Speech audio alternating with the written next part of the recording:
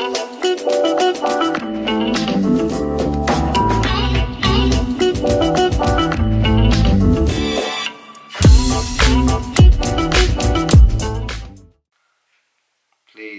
don't critique my hair. I'm gonna get it cut next week. I couldn't find my hairdresser because he was in Korea last week and the week before, something like that. So get my hair cut on Tuesday. So bear with me. No more long hair, curly, brown, I don't know.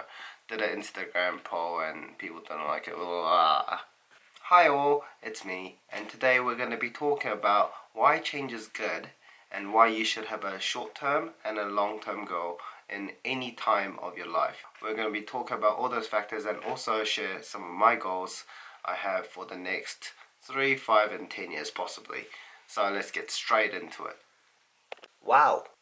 So, why is change good in your life? Why is changing the path of your direction in life really important?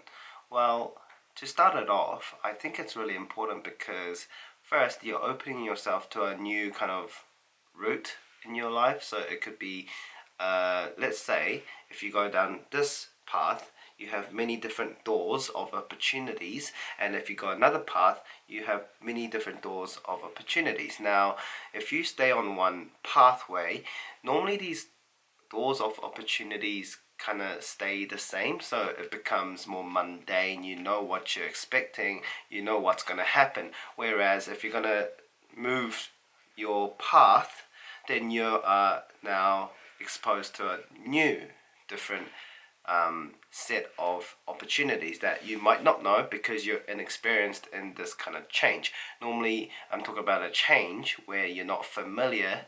For example, changing your job career or taking on a new hobby. You know, you don't know what to expect because you don't know how good you're going to be. You don't know how successful you're going to be. You don't know what kind of people you're going to meet in there. So those are all the factors that come in from changing pathways, and it's really important you do so. Then again, there's people who don't like changing. They feel comfortable where they are and they don't want to budge. They just like to go where they are right now and just go straight through. That's totally fine. Totally fine. I'm not saying that's bad, but most people, I think most people, so at least most people around me, they're not really happy or they're not very satisfied with their current way of life. It could be jobs or hobbies or what they do in their spare time, leisure, traveling, all those kind of factors. Then if you're not happy, your best bet is to make a change somewhere. Hobbies, job career, anything I just mentioned, just go for it. If you're not happy with your job, you shouldn't stay in there. That's my personal opinion. Because, some people like to stay at the same job or the same company or the same job career in general, like broader case, mainly because it's job security, social status, money. I'm not going to be able to earn that much, or should I do something that I like but it doesn't make as much money or something like that. So those are all the factors that come in from changing.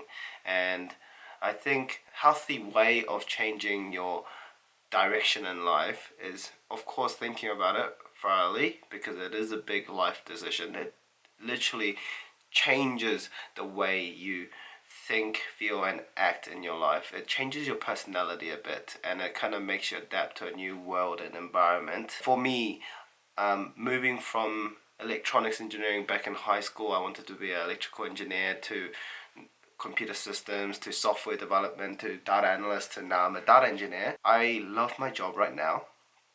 I think this is the job for me, and my job right now only came because I've decided to change from one job direction, one job career at a time. I changed like 3-4 times in my head. I've done software development, I've done data analyst, but now I'm here and I think I should stay in data engineering. So that's what you're supposed to be doing. This is a job that I can think really quickly, can make decisions on really quickly, and it just makes more logical sense to me, and that's what you're looking for in a job that you can excel in and also enjoy at the same time. And of course, if those two are well met, then money kind of follows through. So you don't really need to look for money in particular. It just follows through. Wow. So why do people fear change? What happens when you change? First of all, you are put in an unfamiliar environment, no matter what. It could be a new job, or even it could be the same role but in a different company. That's also a change. It could be a new educational background that you're pursuing, a new hobby, a new sport, something like that, or traveling more. Those all require some kind of confidence and courageousness. Thank you. And I think the most important part of changing your environment is meeting new people in those changed environments. I cannot simply just mention by words how important it is to meet a lot of people. I think meeting a lot of different minded people helps with shaping your own life as well. So it helps you in terms of job, or pursuing other hobbies, interests. Those all come through people. So opportunities come from people, because you're always dealing with some kind of people at the end, no matter what you're really doing, because you don't really want to be that antisocial kind of loner type. Well, some people like to do that. I personally don't like it. I like to stay social, meeting people. Social? Did I say social? Social?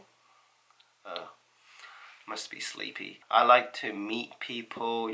My few jobs in the last 3 years, the job offers I got, they all came from different people recommending me. And that's really important, because sometimes you're given opportunities that you'll never be able to achieve yourself, but you achieve it thanks to people around you recommending you and kind of giving you advice and so on, advisory. And that really helps you propel the change you want to put in your life. And remember, change does not have to be anything that can be shown specifically externally. It could be something internally, right? I mean, change is like, hey, when I'm by myself, I'm gonna play less games. That's a change. That's a big change. I'm gonna stop gambling. I'm gonna stop smoking. That's a big... Why am I pronouncing everything wrong today? Those are big changes to your lifestyle, right? For example, talk about addiction real quickly. When you're changing out of addiction, when you're trying to opt out from an addiction you are pretty much saying, I'm going to change my lifestyle and do something more productive, or spend my money on more productive things, or so on, or helping my body get healthier by stopping what's hurting me right now. Whether it's gaming, gambling, cigarettes, drinking, so on. The moment you are able to successfully cut off that addiction, your life changes, because you have more time, you have more money, or you're just healthier to do other things. You can pursue other things that you normally wouldn't because of that addiction, right? Let me get a sip of water.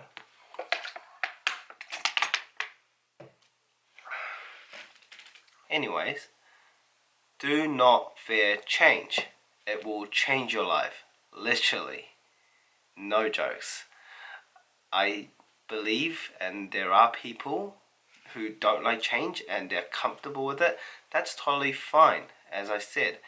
But if you're unhappy with your current status now, you should change. That is the only way to become happier than you are right now. Wow. So to finish this video off, I'm going to be talking about goals real quick, and probably share some of mine as well. Goals are really important to have in your life. Goals kind of give you the motivation to live on and a reason to live on, right? Think about a life that you have no goal for. You don't have goal to make money, or goal to reach a certain status socially or in your career, family goals, personal goals like body, any kind of goal. If you don't have any goals, then it's really hard to live on day by day. It's like playing a game of soccer without having a goal of winning. Sports is competitive, and it's also fun to watch because there's a goal to it. There's a winning thing. There's a winning and a losing part to it. You either achieve it or not achieve it. And that's what gives the thrill and the motivation to watch as a spectator and play as a soccer player. So that's the same with life. If I don't have a goal of making money, or for me reaching a senior data engineer, that's a goal of mine. And if I don't have that goal, why should I be a data engineer? If I don't want to save up money and do something, why do I need to work? Same thing, right? Humans are better made to do something more with their lives rather than sleeping. We're not bears that hibernate all day like in the winter, We're humans, right? All of us have something we can do. God has created us to do at least one thing really well. It's just the fact that you have to find it. And to find it, it comes with the other thing. You need to change your path of life constantly and constantly improving yourself to find what you're kind of meant to do. It's like destiny, right? I try my best not to say, you're destined to do this. But I mean, in some cases it comes out nicely. Like for example, you're destined to do this. So for me, I think I'm destined to do data engineering or data in general. It just makes more sense to me. It's logical to me, and that's a goal of mine, to become one of the best data people in New Zealand. So that's really important to have, and I think it's about time for me to share my short, mid and long term. So it's like 1 to 3 years, 3 to 5 and 5 to 10 years. So in the short term, I really want to become a senior data engineer at the end of it and save a bit of money so I can travel afterwards for work, briefly out of New Zealand, or buying a property if not. And then 3 to 5 years, I'm thinking of actually traveling or buy a nice car, one of those. It really depends. If I'm traveling elsewhere, for example, I'm thinking of going to Australia, Sydney to work as a contractor, and if I do that, then I really don't need a car. So it's either one or the other. I really don't know, but let's see what happens in the end of my 3-year kind of goals. And in the 5-10 years, I possibly want to get married and have a family. That's if I can get a girlfriend and a wife later on. And the list goes on and on and on and on. I won't say everything, I won't share everything, but that's roughly outlines what I want to do in my life so far. And I think it's time for you to make yourself another list of goals and revise them every year. If you have one that's probably outdated 3-4 years ago, then time to get that list back out and change it up again. Your kind of life changes dramatically in your 20s, I think, and even your 30s, or it probably changes less as you get older. But I think it's really important to revise as much as you can, especially when you're younger, below 30-40 years old. Yeah, get your pen, get your smartphones, start typing and make some goals, and thank me later. If you like this video, give me that thumbs up, subscribe, and put a comment down below. Tell me anything you want, I really don't mind, and any constructive feedback is nice, positive or negative.